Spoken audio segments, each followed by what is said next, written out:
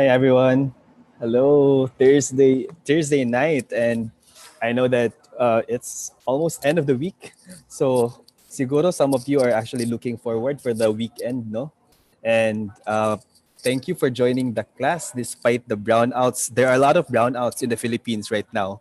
So ang daming nagsasabi ng mga students na they can't attend the class tonight, but we will be streamed like simultaneously in YouTube channel. So if you will be missing the session for tonight, you could actually watch the playback in YouTube. And for those who are still catching up for the past classes, you could still watch some of the previous episodes no sa YouTube channel natin. And of course, we're looking forward for another webinar session this Saturday. And the speakers for the Saturday is also the set for that is also exciting. We have Jimmy Cruz, former CNN Beijing head, bureau chief for CNN Beijing. We have speaker from Malaysia, Kinney, and many other speakers. And also the speaker for tonight is joining us again on Saturday, right? So without further ado, no, we're going to talk about the topic for tonight. Now, ang topic natin is going to be about framing. And a lot of people are actually asking kung what exactly is framing about, especially in the context of fake news and disinformation. So when information is not outright, it lies but involves very deliberate framing, such as certain groups being depicted as threats and other groups are depicted as saviors, the public is led to be misinformed. This use of selective data, presentation, and misleading language is a crucial ground for fake news and disinformation. And to shed light on that topic, we have Sharmila Parmanand. Sharmila is a doctor of philosophy and gender studies from the University of Cambridge. She has a master's in development studies from the University of Melbourne, BA in political science from Ateneo de Manila, cum laude. She was previously a development analyst for DevX and a lecturer at the University of Vermont Department of Theater and ADMU Department of English and Literature. She's also one of the most prominent figures in the debate community, a three-time Asian debate champion, a three-time Philippine debate champion as well. So let's all welcome, joining us tonight to speak about framing, Sharmila Parmanand. Hi, everyone. I'm really excited to be here. So before I share my presentation, just some ground rules. I want this to be a conversation. I don't want this to be a lecture where I am the only one talking, because the topic we are covering right now is actually hard to understand if you don't apply yourselves to it. So if you don't take a stab at yourselves trying to understand framing. So there's a lot of points in my presentation where I'll throw certain texts or videos or images at you and ask you to examine them and look at them closely, and as a group we work through them. So I hope you are willing to to talk and engage with the lecture as active listeners rather than as just like a passive audience today. The next thing is, I do get quite excited when I speak. So if I'm going through something a little too fast, please just say that on the chat. Or if something is not clear, please just flag that on the chat so I can clarify. Questions are welcome at any point in the discussion, right? So don't feel like you have to wait at the end to clarify something. If you post it on the chat, I will be able to periodically check that and take breaks in between to address the questions. Now, when I ask a question and you are keen on answering, or you have an answer you want to you want to try, please just indicate on the chat, I'd like to answer, or me please, or whatever way of signaling that you'd like to answer the question. I hope that's clear. Okay, I will now share my screen. 1 second.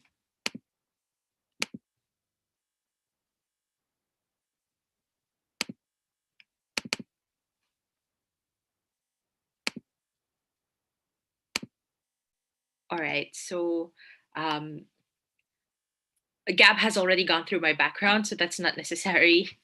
What do we expect in this conversation that we're having? We are going to be looking at three things, so three sections. One, we'll just do kind of like an exercise first before we jump into the concept, so that you can have a sense of what this is about. What I'll do is I'll throw some images at you. and some headlines at you. And I'm just going to ask you to analyze those things, to identify how framing is used in this content. So let's just do exercises and drills. And then we move on to the more theoretical stuff. So we work towards understanding the concept of framing and how it shapes perceptions. And then we end with a discussion of how to become critical media consumers. So how do we deconstruct frames on our own? How do we make sure that frames don't end up manipulating us or misleading us? So before that, there are just some things I want us to keep in mind. The first is that journalism or even media is a representation of reality, obviously, but it is never an exact copy, right? It is simply a representation. And any act of representation is an interpretation, right? So that is one thing I want to make clear here. There is no such thing as absolute objectivity in journalism or in media. But so that's the first part. There is no absolute truth out there, right? Or there is no perfect representation. But that does not mean that all representations are equally valid and true, right? So this exists on a spectrum. If we still have standards, right? So neutrality or rigor, right? The quality of being thorough and meticulous and fact checking, fairness or transparency, like when you're honest about your data sources. So if you're interviewing someone who is biased for one side or the other, that you declare that, right? Or if your company is being funded by someone who has an interest in that issue, you declare that as well. Or even accuracy, like the correctness of your facts or the up to dateness of your facts, right? These things exist on a spectrum. So even if there is no 100% perfect replication of reality, some replications or some representations are still better than others.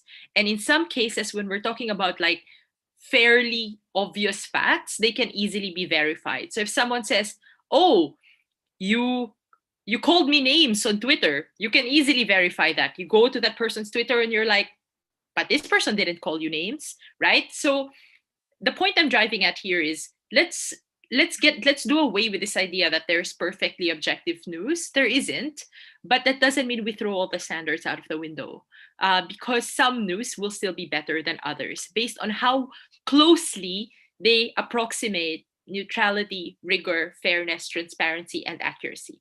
All right. So as I promised, now we jump into question time. First question for you. So you see these two yogurt boxes, right? Or yogurt pints, cans. I'm not sure. So one says frozen yogurt 20% fat. One says frozen yogurt 80% fat free. Does anyone want to explain why the person is picking the right one? Why did the user choose the right one? Just put in the chat if you want to say something and I'll call on you.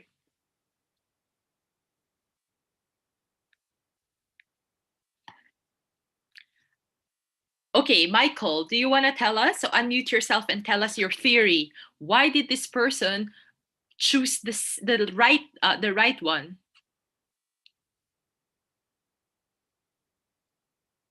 Michael? So so if you say it on the chat, I'll call on you to explain it to the group. You're not allowed to unmute. I see. Okay. So if it's possible to allow the audience to unmute, that would be great.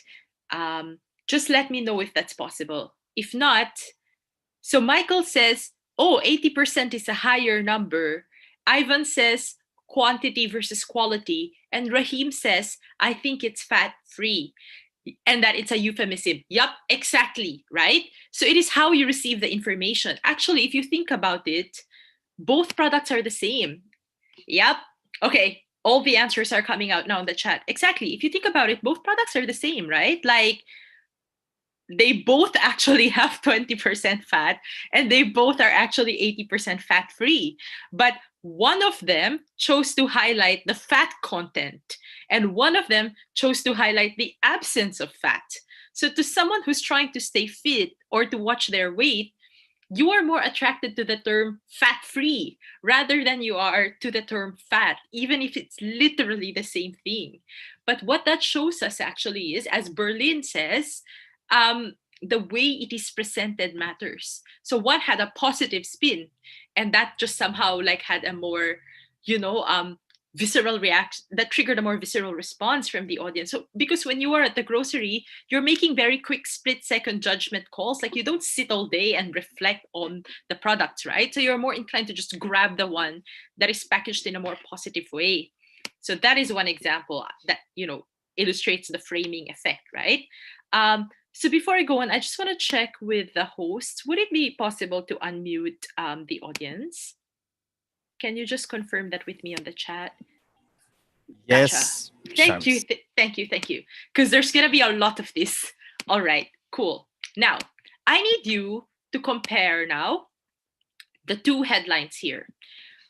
One of them is a murderer who opened fire on protesters, Kyle Rittenhouse, right? And one of them is Trayvon Martin, a black young man who was shot by the cops, right? You have the same publication. Here are their headlines. For Kyle Rittenhouse, the headline is Suspected Teen Gunman Kyle Rittenhouse Spotted Cleaning Graffiti Before Shooting. Other headline, Black Kid Killed by the Cops. Trayvon Martin had traces of marijuana in his system at time of death. Autopsy reveals. Now, I want to ask you, can you comment on the differences in these headlines? Can you talk to me about who appears more threatening based on the headlines? And can you talk to me about the possible implications of the way these headlines are framed? Anyone on the chat can just say, I want to try, or I'd like to answer, and I'll call on you because now you can unmute yourself. Okay, Michael, do you want to try?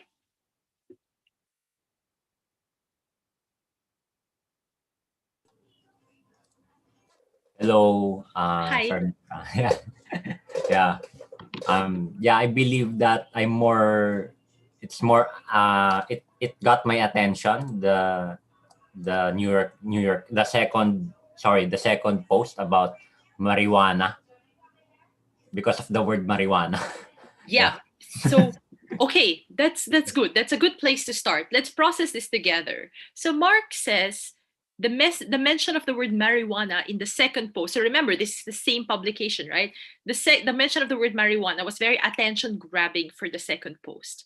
So now think critically. How does this shape how does it shape how we understand or how we view? Janine, do you want to try? Janine, do you want to discuss your answers with us? Hi. So for this photo, one is the headline. So the headline says that the background check frames the person as someone who's doing good, while the other one frames the other person who is having a bad record doing drugs. Next is the photo. As we can see on the first one, the guy is doing an action photo. So you can frame it more on a positive way than the other one who's having a mugshot lookalike. So I think these are the factors that differs them. Yeah, excellent. So thank you, Janine. Now, before I build on that further, can I check if anyone else has anything to add to this?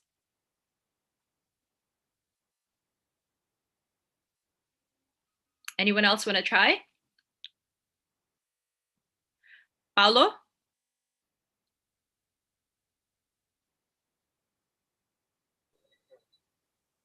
Uh, yes, hello, good evening. Yeah, Okay. For me, I just think the word usage here is very important because on the first photo, the word suspected, it is somehow made the headlines light rather than the second headline, which is very provoking, that is pointing out that Trayvon Martin is very bad because of the very direct words used. excellent. Okay, so let's build on this, right? So Mark tells us the moment you're looking at it, you see the word marijuana, which is kind of like the word has a lot of associations with criminality and illegality, right? whether we like it or not. So that already grabs your attention. And we get a few other excellent observations. So from Janine, just look at the headline. Um, so one of them frames the murderer. So both of these people are the same age. They are young men, right? Frames the murderer as someone who is doing a good thing. You're cleaning the walls, right? You're erasing graffiti. You're contributing to the community in a positive way. Whereas the other one is someone who had a bad record, right? One is an action photo. You're seeing someone cleaning. You have a sense, like, they seem more human to you. You have a sense of their humanity, of them as a member of the community, as one of us, right? Whereas the other one, you just see their head in a mugshot style. So the kind of associations it immediately triggers or evokes, right? And then Paulo again makes this really important observation that we use the word suspected teen gunman for one of them. So this person gets the benefit of the doubt, right? So the headline withholds judgment. It says, hang on, this person is entitled to, due process. This is a suspicion. Whereas for the other one, it kind of presents it in a fairly definitive, matter of fact, straightforward way. Traces of marijuana, ergo you must have been a drug user, right?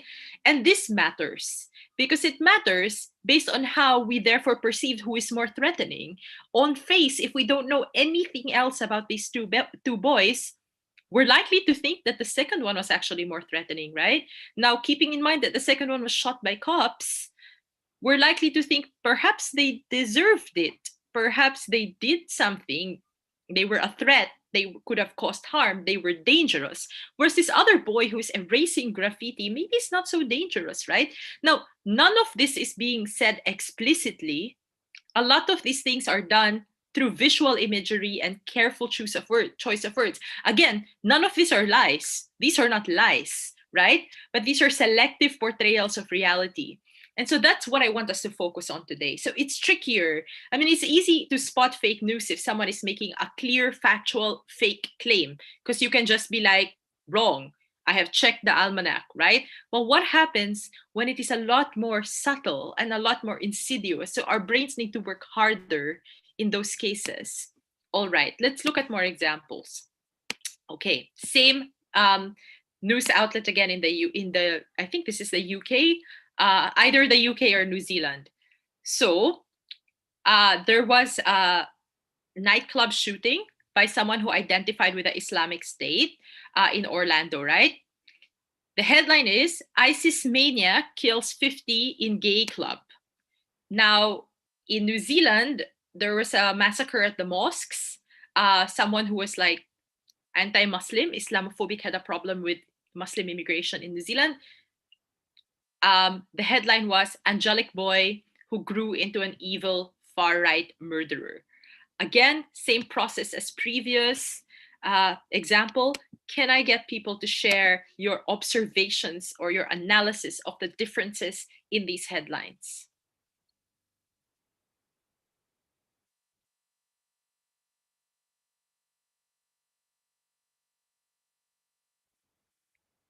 Yes, that is one. So left headline is bold and capitalized, which kind of like conveys intensity, seriousness, gravity, right? Great. What else? So it's not just about the words, it's also about how the words look. Yeah. So Rahim says it's a bias statement. You've already, you've passed judgment, no? You've said you are a maniac. Any other observations? I'm just reading off the chat from your answers. What else? Compare these two. Anything else?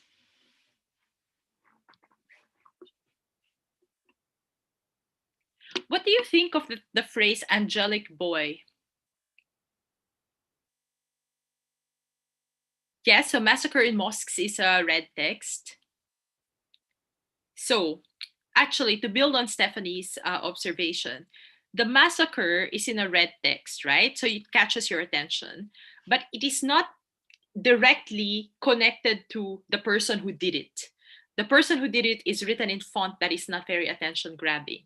Whereas for the other one, as Michael pointed out, the text is bold and capitalized, and you completely associated um, the actor with the action. So ISIS Maniac, club shooting. Whereas for the other one, the action is kind of separated from the actor, right? Okay. So Rahim says, angelic boy depicts the person is as if being influenced by a far right ideology. Yep. Whereas the other one is completely like to blame. ISIS Maniac. I mean, both of them are to blame for their actions. Like there's no excuse. But you see how they're portrayed differently. I have a question for you. So when the headline says angelic boy, what is that doing? What work does this use of the phrase angelic boy? Yep. So maniac intensifies, angelic downplays. What else? Throw more observations at me. This is such a rich comparison. There's a lot more. So this is also really good, right? You contrast the use of maniac with angelic. These words have very different connotations. What else? Anyone else?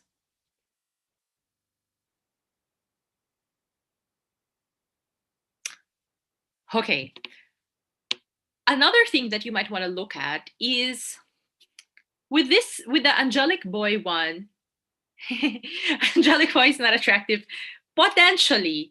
The thing is, when you call someone an angelic boy, the figure of the child, right? The figure of the child is so powerful because the figure of the child conveys innocence.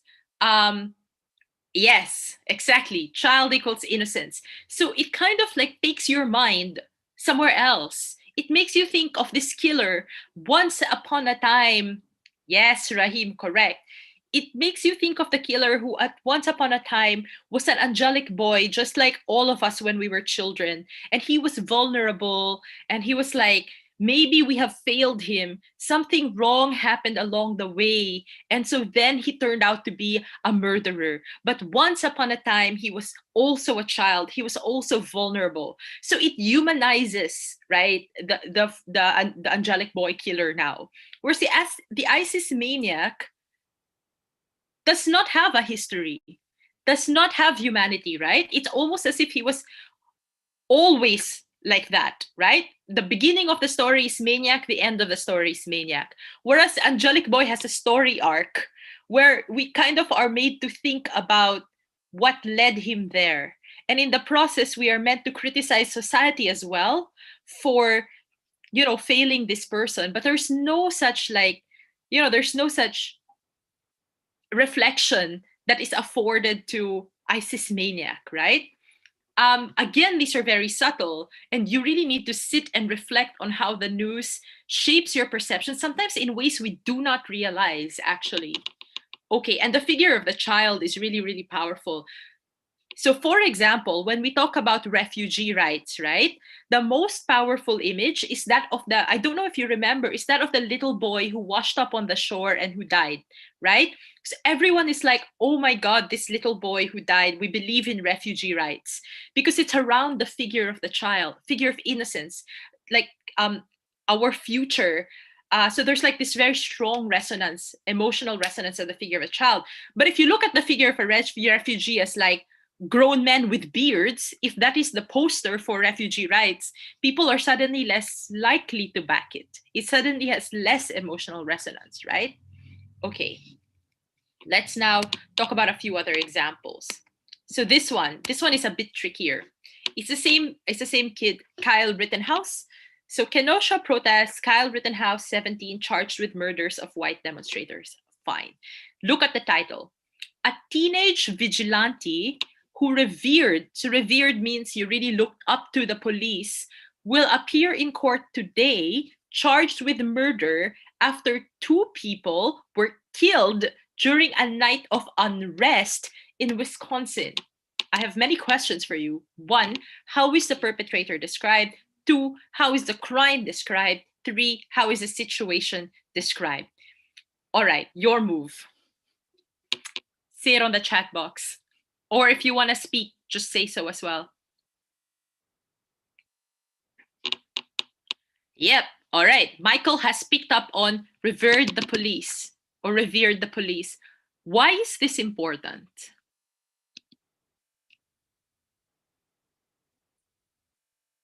Okay.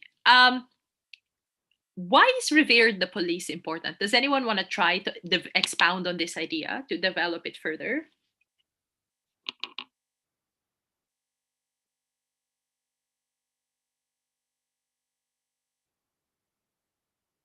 Yes, very good, Janine.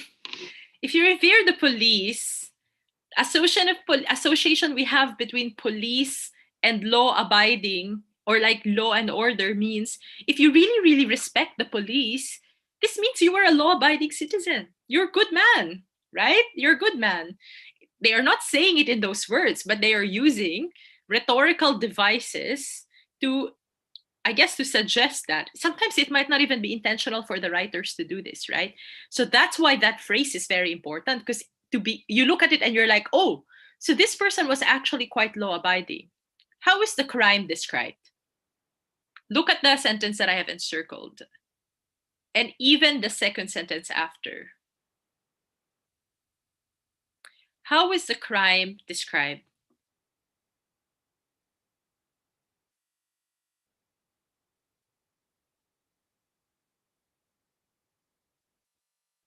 Anyone?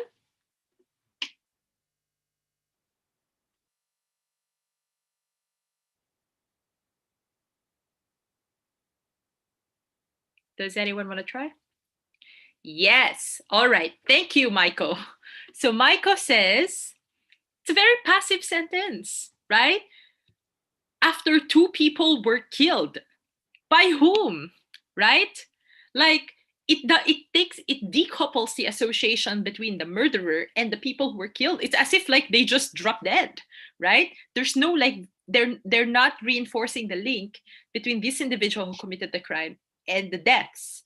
So the use of the passive voice there kind of diminishes the involvement, the role, the responsibility, the association of the label murderer with this person.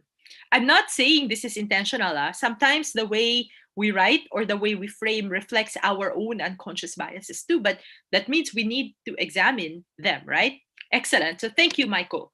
Next, how is the situation described? How is the setting described where this happened?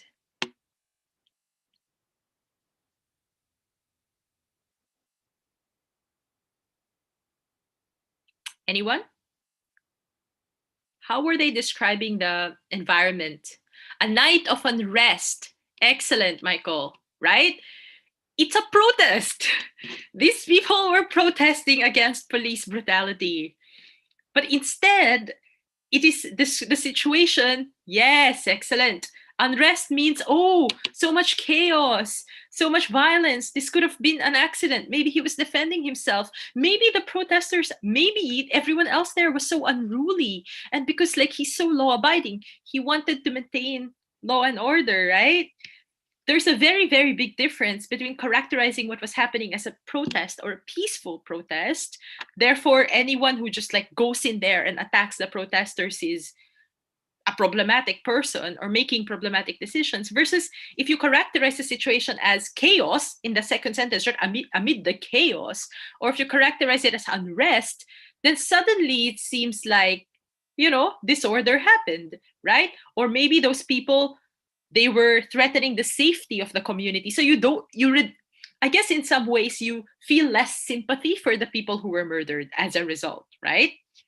And that lays the groundwork for casting doubt. Oh, maybe he was defending himself. Maybe these people were threatening. They were like being unruly and potentially violent, right? So it matters. Now, if I change that sentence to say during protests or during peaceful protests, or even if I just say protests, right, or rallies or demonstrations, there's already a shift in terms of the emotional resonance of what I'm writing. The image that is immediately triggered in your minds is going to change. Because if you read it as a night of unrest, you're visualizing a very disorderly world, especially if you were not there, you did not see it on TV.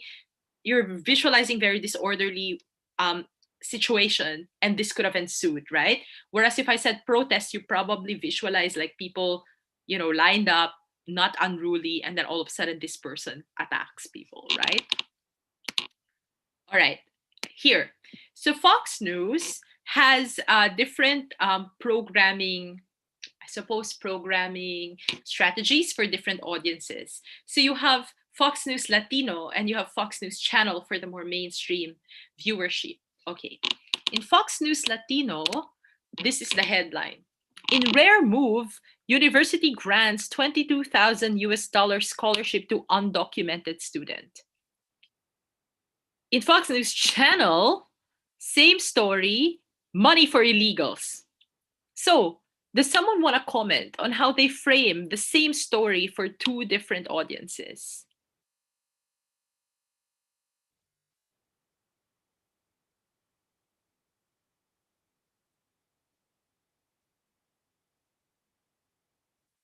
Anyone want to try?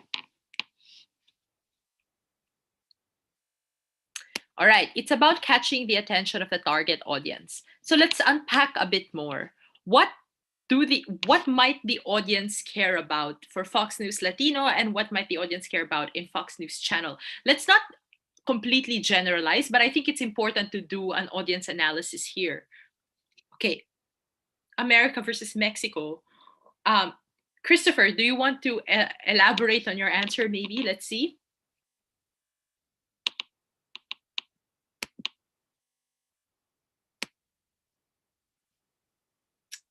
Christopher, no? Sensationalized words below. Yep, absolutely. Why do you think they changed it? Why didn't they just use the same headline for both?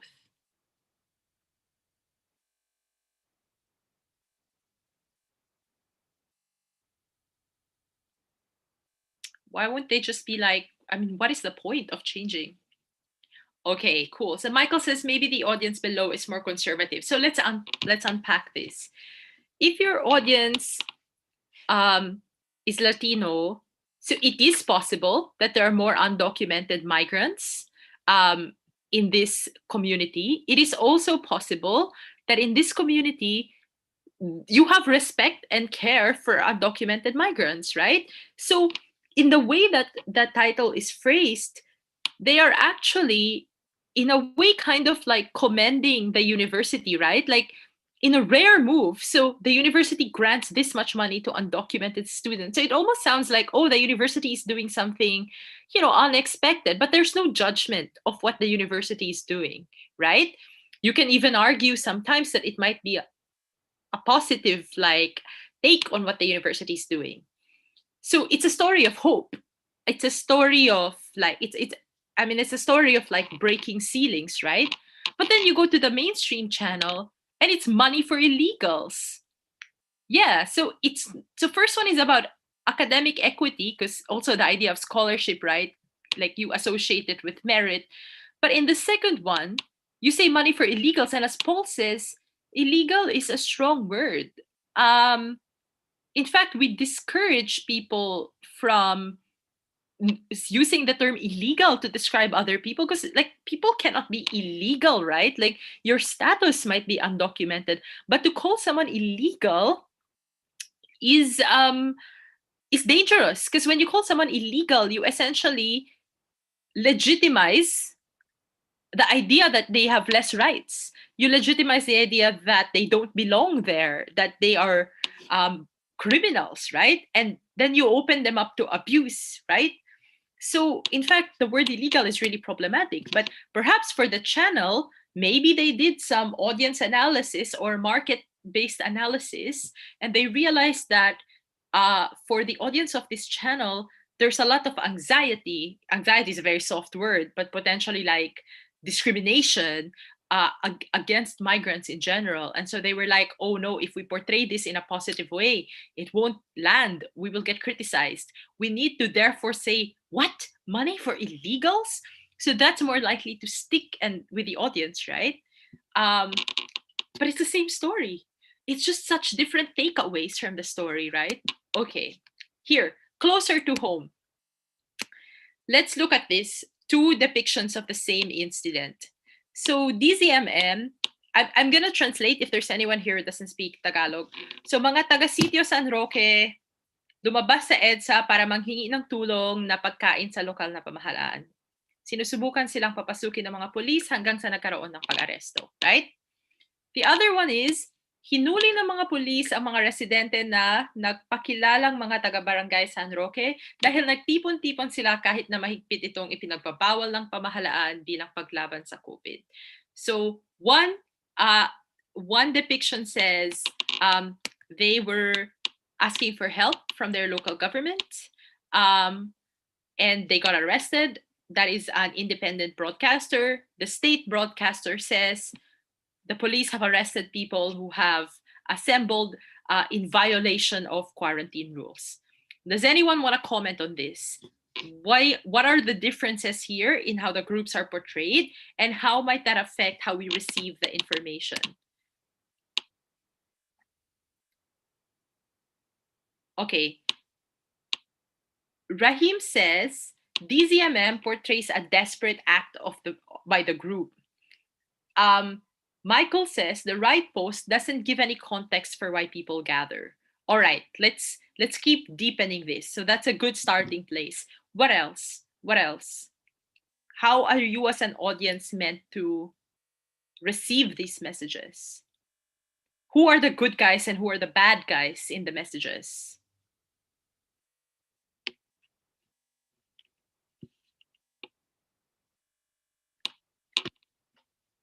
Anyone? Okay, so Micah says for the left one, the placement of the subject, the focus is on the protesters and they are projected positively, right? I mean, they are protesting because they are hungry and they need help. And there's a suggestion na yung lokal na pamahalaan might not have done enough to help them, and that's why they are desperate and they're forced to protest to ask for help from the government. So the first one is a cry for help, right? A demand for accountability from the local government. So the protesters in some ways are good guys, or if not good guys, but at least you have sympathy for why, right? Whereas the second one, as all right, you're all saying it here exactly. PTV's frame highlights violations. DZMM is empathetic, right? So the focus on the second one is police officers as the subject, and the verb is hinuli, right? And when you say hinuli, you immediately think of someone who did a bad thing, who was apprehended, who was caught. So left side, kind of, we are negligent as a nation and we have failed these protesters, right? So it's not really their fault. The second one is, but they broke a law and we need to reinforce protocol, right? So, and Janine actually puts it very well here. One is, why did they go out in the first place? A second one is, why were they arrested, right?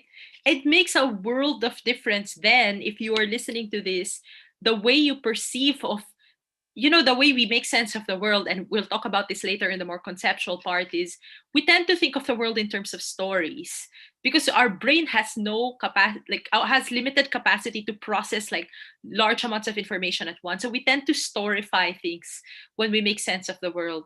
And in the story, for the left portrayal, you have somewhat sympathetic victims here, right?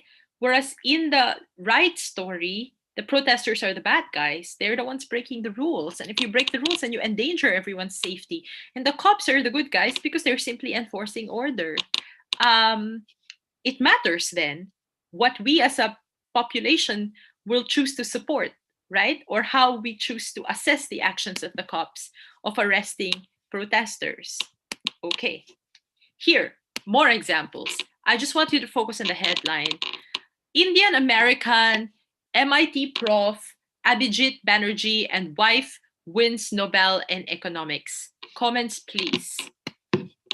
What can you observe about this headline?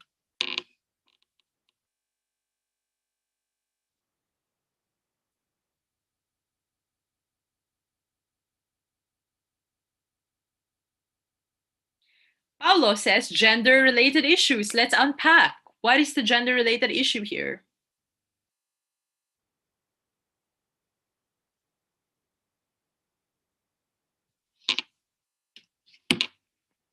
What's the gender related issue here?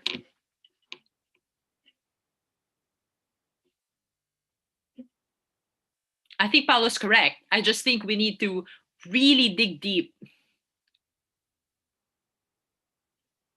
Man's name and achievements were cited, while wife was just simply called the wife, right? This is an equal achievement, right? Does she not have a name? Does she not have her own academic identity? He is MIT prof. Her identity is she's his wife, but she was also part of this research, no? So what this does is actually reinforces the invisibility of women, the anonymity of women when it comes to professional achievements. And this is very, very common. A lot of times, so for example, I didn't have time. I mean, I didn't think I could include as many of it, but I'm happy to share in the future.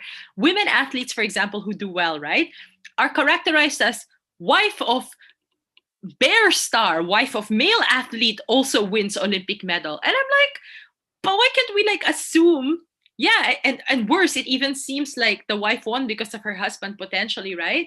um yes, exactly, the women are in a way seen as inferior here. It's as if women do not have professional identities, and the only thing that matters are their identities in relation to the men in their lives, right? So someone's wife, someone's mother, someone's daughter, but never their own person. So Mara goes, like, we wouldn't have mentioned that he was unmarried if he was. Yeah, absolutely. Why are women's family relationships like inherently tied to their professional identities but not men's?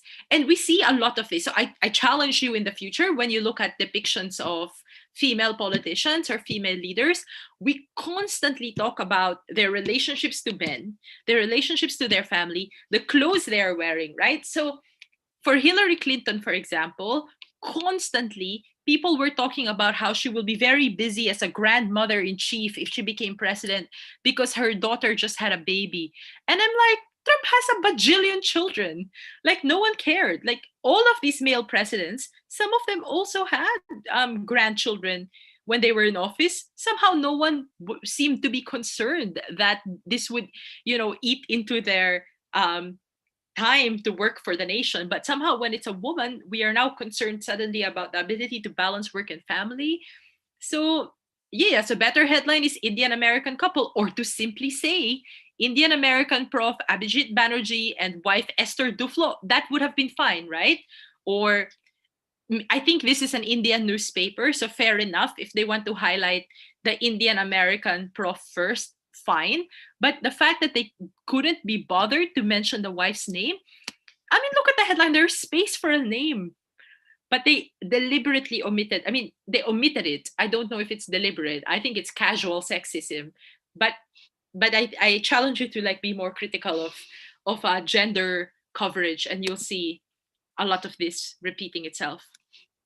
Okay, but again, what does that leave you, the reader, to think?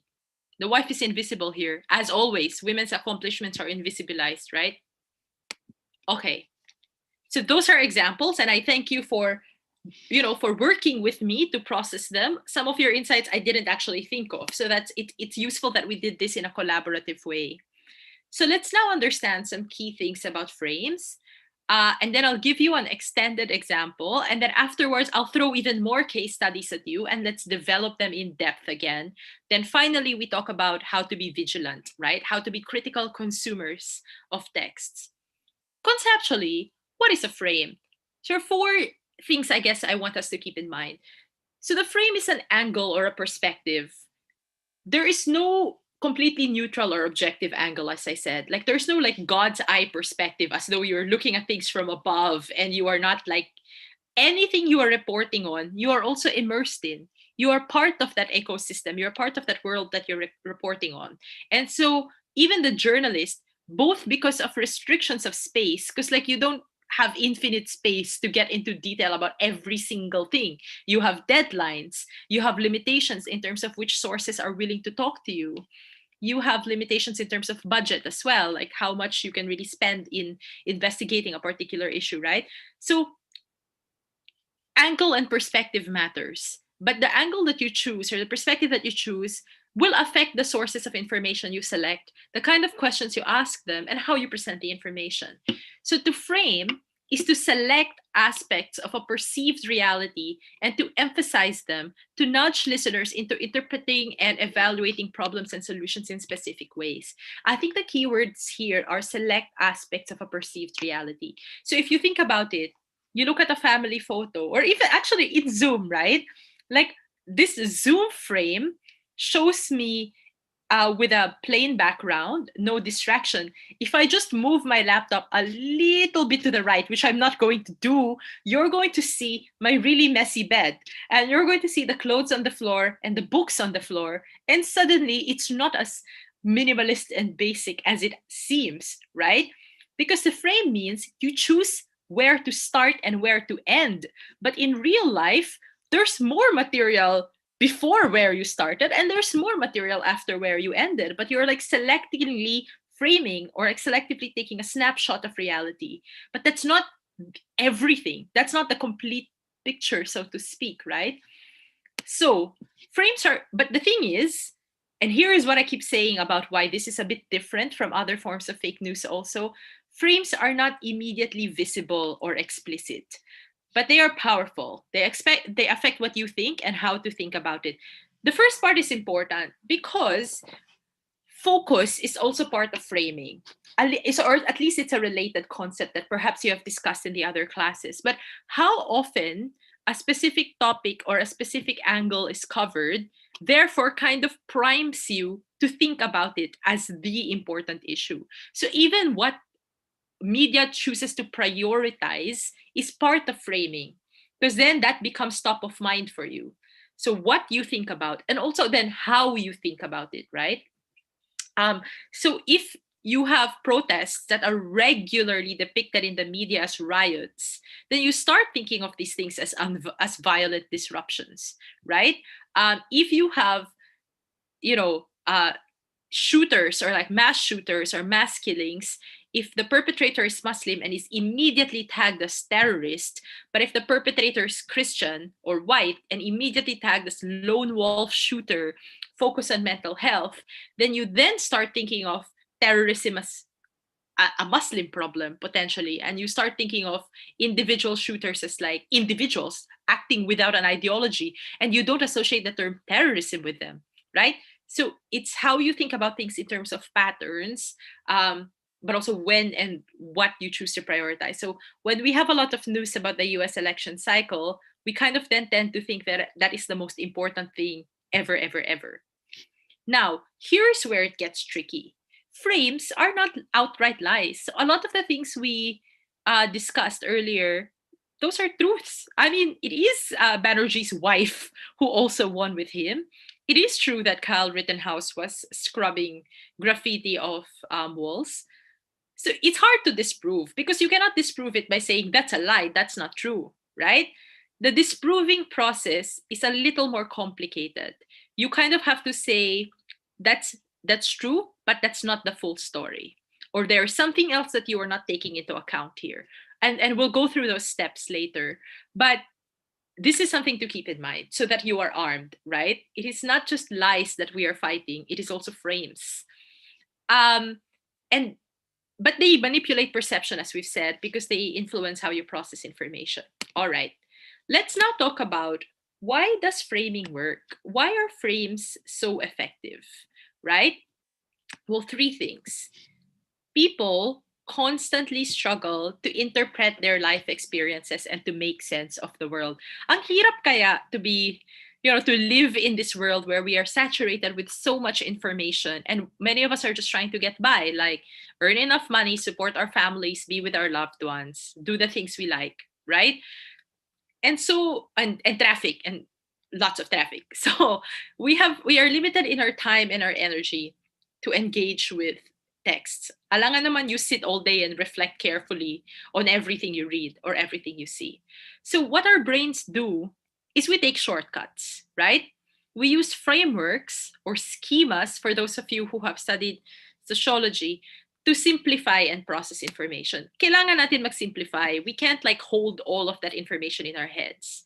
And in the process of simplifying, we are including and excluding certain things. So it's not just about what is said, it is also about what is not said, right? So, what types of information are seen as not important enough to highlight or to include?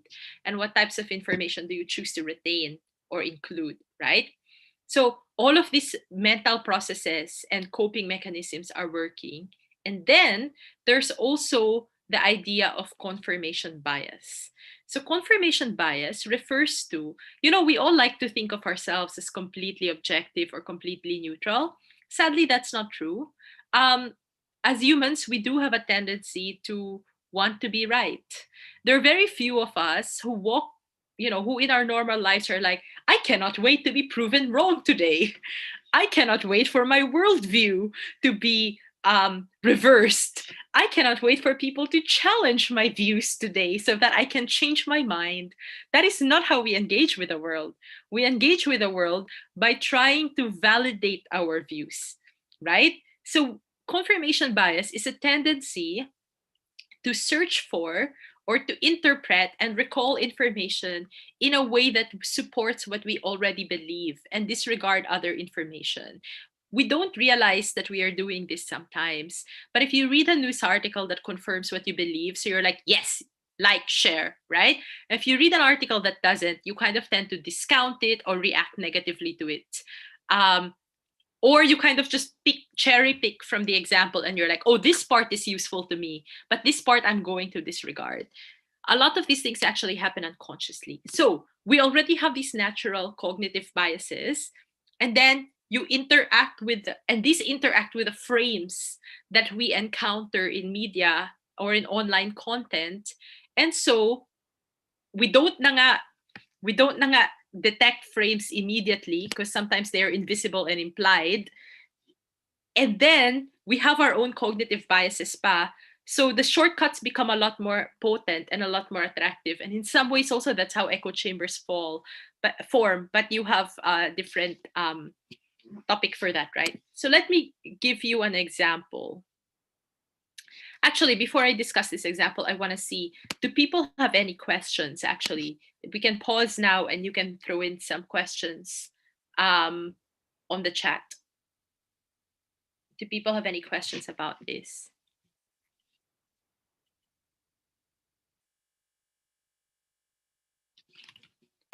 Cool. Okay. Save your questions. I hope you have some. We'll have time later to discuss them. Okay. So here's one example. The issue of drugs, right? I have identified three ways of framing the issue of drugs. The first frame is the law and order frame. The second frame is the public health frame. And the third frame is the social justice frame, right? If you are using a law and order frame, what is the agenda here? The agenda is to show that drug users are criminals. They are threats to society. Using drugs increases crime. It is bad for business and tourism.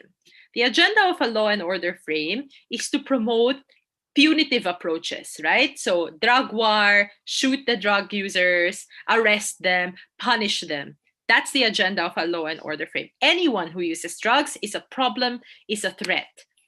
So if that is your framework, the strategies that you use would be, a lot of these articles will have headlines or images of violent attacks on children and women, right? So that's going to be, and the emphasis on the police as maintaining law and order. That's the strategy. So if you are going to do interviews, and this is kind of the angle within which you're approaching it, what you're likely to see will be interviews with victims who have been attacked by drug users, right? Or people under the influence of drugs. Businesses who are saying, oh no, there's so much disorder in our community. It's affecting business, it's affecting tourism. People no longer feel safe. And obviously your primary source will be the police here, right? Now, if you're taking a public health frame, it's going to be very different. Public health frame therefore means you are going to focus on the health of people, right? You're going to talk about harm mitigation. So you will say, look, addiction is not necessarily the individual's fault. There's potentially like a chemical, psychological dependence on the drug. So they too are victims here. And our goal here is to help people overcome addiction and overcome drugs. So the conversation is going to focus a lot on humanity, on the discussion of rehabilitation and support systems. How best can we support people through this? And we are likely in this case to be interviewing health professionals rather than the police, because the framework is not that they are threats, but they too are victims, or they too are like human, right? um, and then if you take a social justice frame, it's a little bit different from your law and order frame, because a social justice frame is going to focus on class or on race or on unemployment and inequality. So there's going to be a discussion of how for some people desperation drove them to sell drugs, but they're actually not, like, especially if you're talking about poor people, they're not the ones primarily responsible for the problem. Or you might talk about drug mules, like individuals who are tricked into selling drugs. Or you can talk about individuals who are being blackmailed into selling drugs by people who are threatening their families or have dangerous information on them, or they're just like really desperate to feed their families. Or you might talk about how the war on drugs is disproportionate because it only, in the US, in the Philippines, because it is only targeted towards poor individuals. So, okay, we are arresting drug users, but not the wealthy ones, not the main sellers. We're really just arresting, the small fry, right? They are the ones who are bearing the brunt here. So you talk about incarceration rates in the US and you say something like, white people tend to use more weed actually than black individuals. But why is it that most of the arrests for marijuana use is poor black men, right? Or even black women. So your strategy here would probably be to show that users are also victims and that punishment is unfair. So here, your sources are going to be different. You're going to be talking about interviews with families of those who are jailed and killed, interviews with academics and activists who share this perspective. So what you are likely to support here is, so you probably will not, necessarily decriminalize drugs, but you will likely try to push for an approach that is like kinder to those who are poorer and less likely to involve direct violence and more likely to involve like targeted measures towards wealthier drug users, criminals, and not the small fish, right? For the small fish, you will probably focus on rehabilitation or providing them alternative livelihood rather than, punishment, right? So it differs in terms of your frame. And I guess a balanced article would have a bit of all of this, or perhaps would prioritize the approaches that work better. And based on our literature, no war on drugs has actually succeeded. No violent war on drugs actually succeeded. All right, here's an example of the third frame. I did not want to give you examples of the first or second one because I didn't want to, show you images of like crime or rape, because I don't believe in that kind of like, some people might not be comfortable. All right, here. So this is an example of a third one. A third headline which says, Filipino maid lost in crossfire of Southeast Asia's drug wars. So what happens here is, this was about Mary Jane Veloso, who was sentenced to death in Indonesia. So what happens in the way this is framed is, she's not framed as an active agent. She's not framed as an active perpetrator, right? She's kind of framed as like a helpless individual who's quite vulnerable and who kind of just like happened to get caught in between all of this. So when you say Southeast Asia's drug wars, it sounds like you have like big government policies that are beyond the reach of ordinary citizens, but has kind of like this poor person happened to fall into this situation. So it kind of removes the blame from Mary Jane and portrays her as someone who's like being harmed by all of these policies. So it's a sympathetic portrayal. It's very social justice portrayal na when you look at these drug wars, baka naman hindi natin tinitingnan the ordinary people involved here. A different headline might be something along the lines of like, convicted drug felon or convicted drug criminal Mary Jane sentenced to death. In that case, then your portrayal would be a bit more law and order, right? So it really depends. Okay, so that is one example I have. Now I have two case studies that we can work on again together. There are two frames that I want us to think about very carefully. The way we have looked at healthcare workers in a pandemic, the competing frames, and the way we have looked at disasters. After that, we will talk about advice to be critical when examining frames. Although even if the advice is left to the last part, we're already practicing the critical thinking through our Q&A now. All right. So this is one way of depicting healthcare workers in a pandemic. Can someone describe to me how healthcare workers are being depicted here in these two images?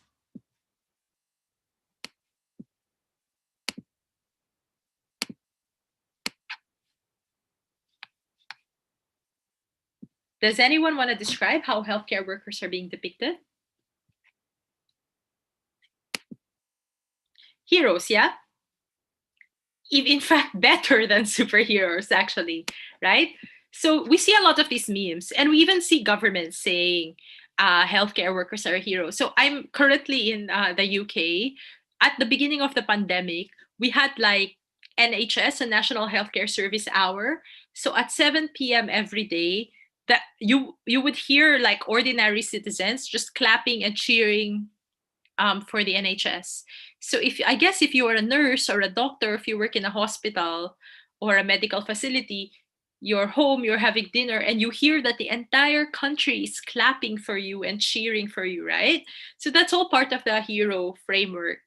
Um, in India as well, like they would bang pots and pans and stand in their balconies as a sign of thanks to the healthcare workers, and that is really powerful. Like even I am a very critical.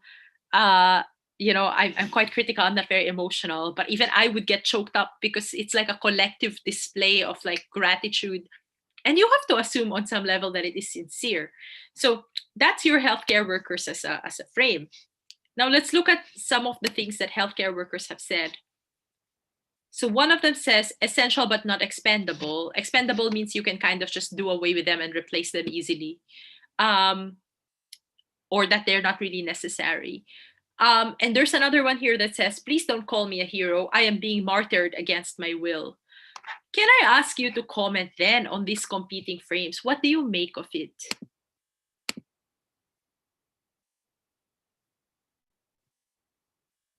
Why is it that this person is saying, please don't call me a hero? What are they trying to say here?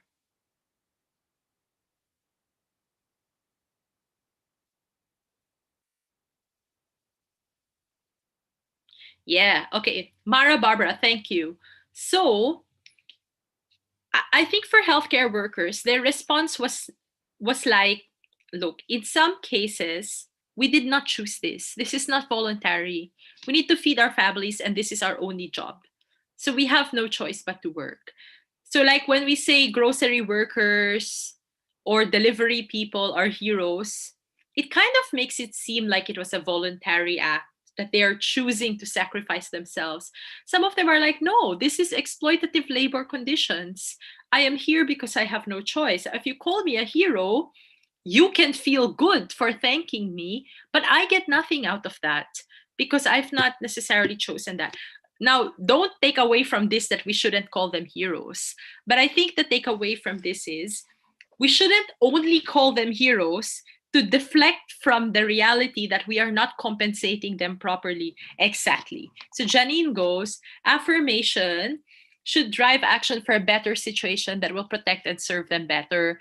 Because sometimes this hero discourse, not everyone, I think some people are sincere, but some people are quite sinister, right? They use this idea of a hero and romanticize this idea of a hero to kind of, you know, take attention away from the fact that these people are not being compensated properly. That a lot of our frontline workers come from lower middle class or poor families who have no choice but to keep on working.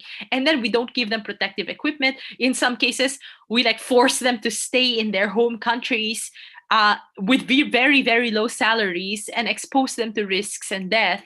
And then we call them heroes. as if they chose to do that, right? The other thing is, it becomes difficult for someone to complain if you call them heroes because now they look bad. 'Di ba? Ang heroes hindi naman nagko-complain. Do you see Superman going, I'm so sick of you all. How dare you do this to me? Ang hero nagsasacrifice lang sacrifice. They always give of themselves. But hindi, they did not sign up for this, 'di ba? Tayo yung nag-i-impose ng identity ng heroes. Yes. So this hero metaphor, and a metaphor is one way of framing things, right? You use metaphors, you use associations, you use imagery. Um, I'm not saying is completely bad. Kasi totoo naman, their actions are quite heroic. These are not things I can do as an ordinary person, and I think some of us here would never be doing that as well, right? At the same time, we need to be very careful about how this hero discourse is being used. Remember the whole what is included and what is excluded? O sige, include natin ang heroes. Wag nating i-exclude yung conversation about how much they are being paid and how much we are failing to protect them. Remember the first few weeks of the quarantine, wala nga silang masakyan. O hero nga sila, pero pinapalakad mo sila ng 3 oras. At saka people are avoiding them on the streets because they're seen as contagious, diba? So be critical of how discourses are being used. So Michael goes, yup, absolutely. Similar phenomenon with OFWs and athletes and soldiers in the military. It's the lower ranked soldiers who are kawawa. Luma-luma na yung mga boots, hindi hindi sapat yung equipment na binibigay sa kanila, nauubusan sila ng bala. Pero sige, okay lang kasi heroes, diba? So we need to be careful how discourses are being used to conceal inaction. Yes, excellent. So Mara also, I like that you are building on each other's answers. So Mara says, I agree with Paulo. People have used the metaphor to push the idea that the public is entitled to this service. Exactly. So ngayon, sila pang masama pag nagreklamo sila, di ba? Sila pang masama pag sinasabi nilang hindi sila nabayaran. Pinili nyo yan eh. Entitled kami dyan. I mean, that was never the case, right? So we need to be critical of these things. Okay, next. Yeah, we have 15 minutes, so that's enough time. Next frame, look at this. It's a Philippine star, the Filipino spirit. A man submerged in flood water in Marikina City manages to flash a smile despite his difficult situation. Filipinos are known for their resiliency, especially since the country is hit by more than 20 typhoons every year. This was really popular, this thing. The Filipino spirit is waterproof. And there are many, many like interesting designs and layouts for this. That's online if you search. All right, what's the message here? Okay. Here. Resilience, right? Resilience, a glorification of resiliency. Now, I think we need to be very balanced in the way we look at this, right? Like, resilience in some ways is a coping mechanism, right? If someone lost everything in a typhoon, lost a loved one, lost their job, lost their property, medyo, it's cruel to go to that person and say, wala ka ng pag-asa. Or, it's cruel to go to that person and say, yeah, let's just hope. You have no more hope. Oh no, your family died, hindi na natin sila maibabalik. Or hindi ka na makakabangon from this. Or bakit ka umaasa pa? Hindi ba dapat galit ka? It's not fair as well to do that because resilience is a psychological coping mechanism. And in some cases, it is all that people have. You need to hope. Otherwise, what else do you have if everything is removed, right? So do we just want people to be miserable forever? So I don't want us to walk away from this thinking that resilience has no value as a discourse. It does have value. And objectively, we are resilient. I mean, we have no choice though, right? So it's incorrect to say we are not resilient because we are. But that's not the end of the story. And that's what I said about framing. You cannot just take a picture of resilience, and it cannot be that our conclusion is Filipinos are resilient. Yay! Let us compliment ourselves and the people who are suffering for being resilient. Tapos, nothing after this. So that is just part of the picture. Kailangan palakihin yung picture, no? So Filipinos are resilient, but why have we constantly been forced to be resilient like this? Dapat ba na ganito tayo ka-resilient in the first place? So here then is an alternative. Oh, not yet an alternative. Yeah, so Janine has something quite important here. So here's a model of resiliency, right?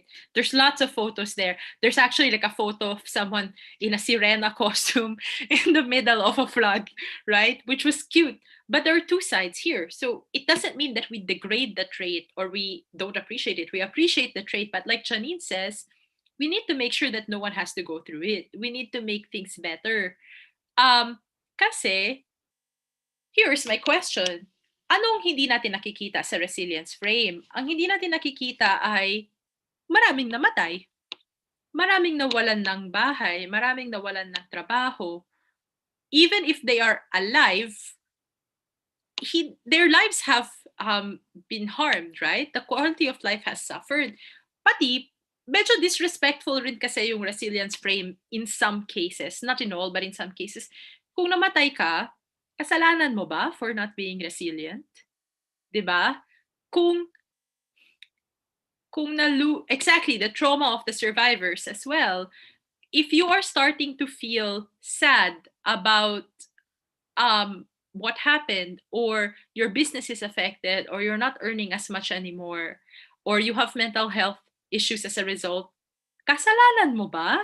Parang medyo nagve-victim blame pa tayo in this situation na, ay, hindi ka lang kasi resilient. Tingnan mo yung iba, resilient kasi. Practice resiliency na lang. Which is problematic kasi it puts all of the burden on the individual, right? Rather than shining a light on the structural causes. So asan yung accountability? Ang accountability na sa tao to be resilient. Kasi gino-glorify ang resilience. Expectation na maging resilient tayo. Ang accountability dapat nasa structures and sa people in authority. So does this mean we can never praise people for resilience? Of course not. We should and we can, but we need to be careful that the resilience discourse does not hijack accountability discourse. Kasi some people strategically emphasize resilience on purpose so that pwede na maging invisible yung accountability, 'di ba? Kasi minsan these discourses compete for airtime, compete for attention, compete for energy. And as we said, your brain cannot process many things at once, so nagsisimplify siya. So if the simple message that sticks is resilience, edi ang focus niyan is individual accountability, hindi collective or hindi government, 'di ba? So kung resilient yan, o bakit gawin, ikaw na lang mag-rebuild ng bahay mo, or baka next time dapat kasalanan mo na yung bahay mo hindi ganun ka tatag, or baka kasalanan mo na hindi ka nag-evacuate. Eh syempre, ayaw mong iwan yung ano lang na meron ka, 'di ba? So, yeah, this whole like narratives that glorify individuals also tend to put huge burdens on individuals and deflect accountability for other sources. All right. And as you can see, here's a more critical take of resilience na individuals outside are suffering, but they are being praised for resilience while other individuals are not taking responsibility. Okay.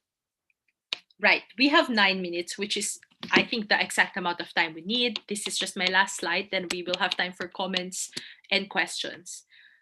What are your responsibilities as responsible digital citizens who engage with media and content? You are not just engaging with text in a literal way. You are engaging with images. You are engaging with symbols. You are engaging with frames. First thing you always ask when you look at an article, lalo na if the claims are controversial, is who are the sources here? And what are the ideological and financial investments of these sources? Meron bang political allegiances? Meron bang financial allegiances? And just check that. Now, it doesn't mean that if your source has interest, hindi na sila valid. Lahat naman tayo may interests eh. I am committed to very feminist goals. So yan yung pinanggagalingan ko when I comment on things. it does. So again, it doesn't matter. It doesn't mean, sorry, it doesn't mean that if someone has a specific agenda or interest, hindi na siya credible or that we have to completely discount what they have to say. But it matters kasi we have to weigh that interest relative to what they're saying, lalo na if you have competing perspectives, right? So it just helps you to know who the sources are. Of course, what you do with that information is a separate conversation. But at the first place, you need to know who the sources are and who were not included as sources. Second, fact check. So some things mas madaling i-fact check than others, right? Like, so the more like blatant accusations, you can just like actually search the information for yourself. But not everything can be solved with a quick fact check kasi. Next is, what assumptions are being made? What is said and what is not being said? So ayun na nga, 'di ba? The hero discourse. Yung assumption na pinili nila to, yung assumption na okay lang sa kanila na nagsasacrifice sila kasi they are honored naman to sacrifice. Bakit natin inassume yan? Bakit natin inassume na pinili nila? 'Di ba? Next, can any patterns or themes be found? So ito na yung discussion natin previously about how certain social groups have historically been portrayed. So constantly, ang immigrants pinoportray as illegal, pinoportray as, a drain on resources, as competing with locals. Muslims traditionally portrayed as violent or terrorists. These are problematic. And the repetition of it reinforces certain ideas in our minds, reinforces stereotypes. How are people or groups represented? So think about gender, class, religion, various social groups. So we talked about the gender dimension, right? Another thing here about how people are represented is drug users nga. Do we represent them as criminals? Do we represent them as victims? Do we represent them as part of a complicated infrastructure na some of them, the drug traffickers, yung mga mayayaman big time, talagang masama. Pero yung drug users, ordinary people, poor people, baka hindi naman sila ganun kasama. O baka hindi sila masama at all, right? Baka they too are victims or desperate. So how are certain groups represented? And obviously, the more complex the representation, the problem is the more complex the representation, the less likely it is to stick. Kasi our mental bandwidth is limited. We prefer simplifications, but we need to challenge that. We need to push back against that because there are some things that you really cannot simplify so easily. Okay, finally, sorry. Finally, what are the alternative interpretations? Ito lang ba ang possible interpretation sa situation or baka may alternative? So remember the Trayvon Martin photo na, okay, this young boy maybe had marijuana in his system. Tapos, ano bang masama actually talaga sa marijuana is one. And two, assuming man na masama siya, did this kid deserve to get shot? Right? Or yun na nga, depicting protests as riots. If you just saw one of that, ang next tanong mo is, posible kaya na bakit naman nila i-violate ang quarantine dahil gusto lang nila? Baka naman may alternative reason for this, right? So always ask, is there an alternative interpretation here? So those are some of my suggestions for how we can deal with frames. We have 4 minutes left. If you have any questions, please feel free to ask. If you have any comments, please feel free to share. You can share your comments on the chat, or you can also ask to speak and share your comments with the group para naman people can learn from you rin. Okay, question. 2020 to 2021, malapit ng elections. Paano natin mababalance yung news? Start na ba ang preparations? Ay nako, nag-start na siya ng matagal na, I think. Okay, so there are 2 questions now. In terms of how to balance the news, I think it's really important to just avoid characterizing news as DDS or Dilawan. Because a lot of times, it's a bit more complicated than that.